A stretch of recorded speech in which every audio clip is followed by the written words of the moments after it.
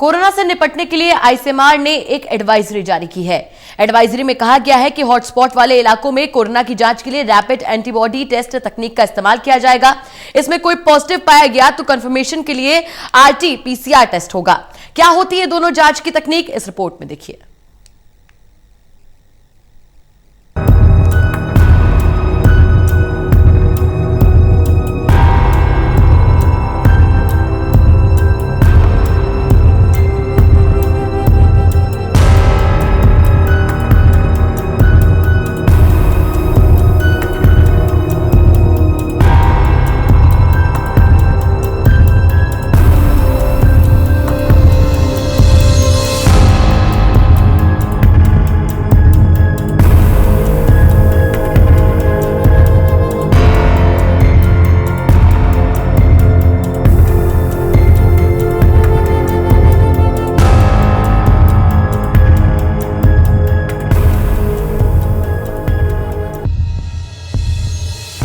Corona से निपटने के लिए सरकार पूरी तरह मुस्तैद है। प्रशासन भी पूरी तरह कोशिश कर रहा है कि कोरोना के संक्रमण को रोकने के लिए सोशल डिस्टेंसिंग को मेंटेन रखा जा सके।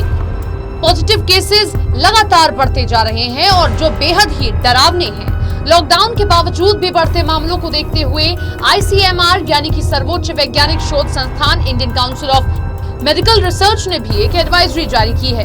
एडवाइजरी में कहा गया है कि कोरोना वायरस से पीड़ित लोगों के रैपिड एंटीबॉडी ब्लड टेस्ट शुरू किए जाएं, यानी खून के जरिए कोरोना वायरस की जांच।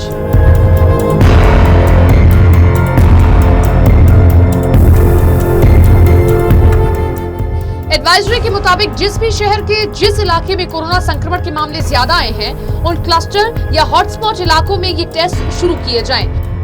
साथ ही ये भी कहा कि इन्फ्लुएंजा जैसी बीमारी से जूझ रहे व्यक्ति को 14 दिन के लिए घर में क्वारंटाइन किया जाए, जबकि कोरोना केंद्रों, अस्पतालों और प्रवास केंद्रों पर भर्ती मरीजों का रैपिड एंटीबॉडी ब्लड टेस्ट किया जाए।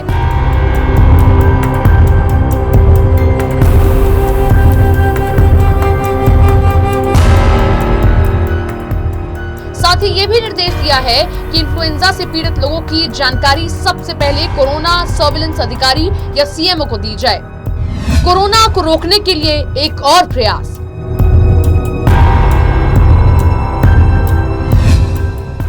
हॉटस्पॉट इलाकों में होंगे rapid antibody blood test. Hotspot वाले इलाकों में जांच के लिए रैपिड एंटीबॉडी टेस्ट तकनीक का इस्तेमाल किया जाएगा। इसमें कोई पॉजिटिव पाया जाता है तो कंफर्मेशन के लिए आरटी-पीसीआर टेस्ट होगा। अगर rapid antibody blood test negative आता है लेकिन कोरोना संक्रमित होने का शक है तो मरीज का आरटी-पीसीआर टेस्ट किया जाएगा। अगर इस टेस्ट का रिजल्ट पॉजिटिव आता है तो मरीज को 14 दिनों के लिए क्वारंटाइन में भेजा जाना चाहिए। लेकिन अगर आरटी-पीसीआर नहीं हो पाता तो शख्स को तत्काल होम क्वारंटाइन में जाने के लिए कहें।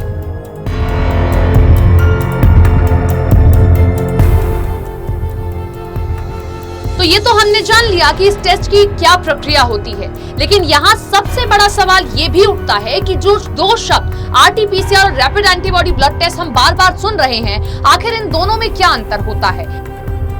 तो आइए जानते हैं कि आरटी-पीसीआर और रैपिड एंटीबॉडी ब्लड टेस्ट में क्या अंतर है। आरटी-पीसीआर टेस्ट में पीसीआर का मतलब है पॉलीमरेज चेन रिएक्शन। इसमें मरीज का सैंपल नाक और गले से लिया जाता है, जबकि रैपिड एंटीबॉडी ब्लड टेस्ट में मरीज के खून का सैंपल लिया जाता है। इस टेस्ट में उंगली में सुई चबाकर खून का सैंपल लेते हैं। इसमें ये देखते हैं कि संदिग्ध के खून में कोरोना वायरस से लड़ने के लिए एंटीबॉडी काम कर रहे हैं या नहीं।